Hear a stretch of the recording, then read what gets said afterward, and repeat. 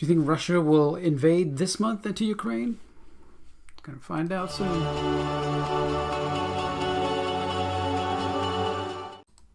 Hey there, this is Tom with Tom's Talk Show, and thank you everybody for subscribing over this new channel. I do appreciate it.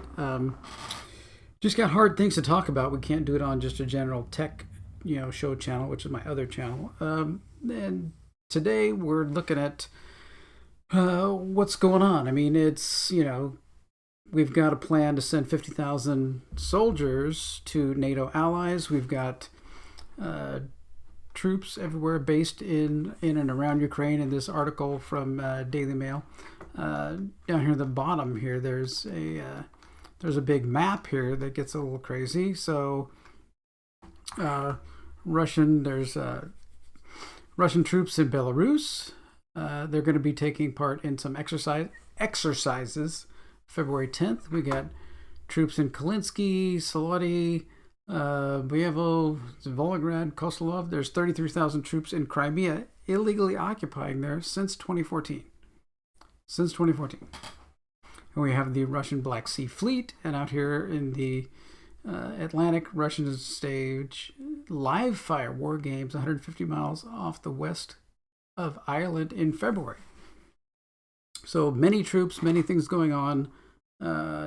So right now there's 10,000 troops in the UK, 35,000 in Germany, 12,500 in Italy, and U.S. troops could be deployed to Lithuania, Estonia, and Latvia. 50,000 could be deployed there. Now, what is this all about? I mean, we know a lot of this is about Russia. They're trying to build back the great USSR and encompass all of those, countries again. And why is this happening? Why is this able to happen? Well, looking over, watching a bunch of other videos and different things from, like Ted Cruz and things about what's going on, here's this map. So these two red lines up here, one is Nord Stream, which is the first pipeline, which I do believe is functioning, and the other one's Nord Stream 2. So these are 55,000 billion cubic meters of fuel and stuff that are flowing through these Nord Stream pipelines. And some of these down here in Ukraine, there's 146,000 here. There's a gas one of 36,000 there. But if Ukraine were to be in, if there would be battles in Ukraine, there's something going on, there's aggression, there's, incursions and all that, I don't care what size, then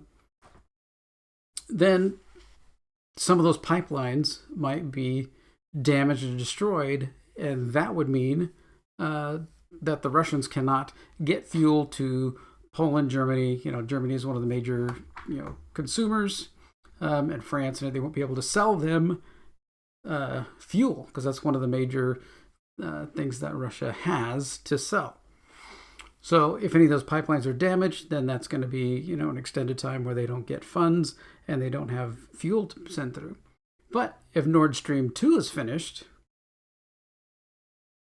then and approved and certified, then if any of those pipelines are damaged down there, then what does it matter? They're still going to be sending fuel, over to Europe.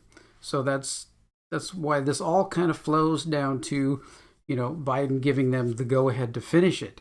I mean, was really a dumb move. This was probably the trigger. I think the whole thing is based back on Biden doing this. It was the dumbest move you could ever make in probably, almost the history of the world at this point, in this century, for maintaining, status in the European bloc of countries. You've given Europe tons of money. You've given Russia tons of money. You've given them an easy out once Nord Stream 2 is approved and running. And they don't care if they happen to go in and get some of the pipelines blown up on their way in to take over Ukraine. And once they get there, they can build them back easily, because they'll still be getting money from Nord Stream 2, fuel being moved into Europe. So very, very stupid. What really should have happened, right? What should have happened was we continued our fuel and energy independence in the United States and told the Europeans that, here, we will send you fuel.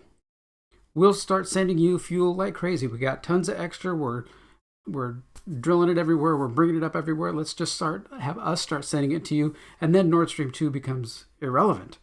Then the Russian pipelines suddenly become irrelevant.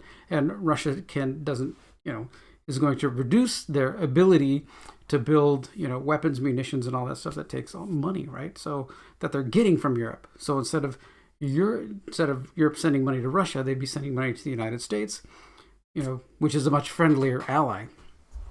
All right, so crazy things happening, and it does seem that whenever a Democrat gets into office, the first thing they do is search for a war to start. And it was nice to have Trump in office for a while, to be able to have him shut down wars and not start any wars, and start building peace treaties and stuff like he was in some of the Middle East countries and stuff. It was nice to see that and have that happen, and now that we've got a crazy person who's barely awake and barely understanding what's going on a global scale. I'm sitting here in my my little couple acre plot of land in Florida, and I understand better, I think, what's going on than he does.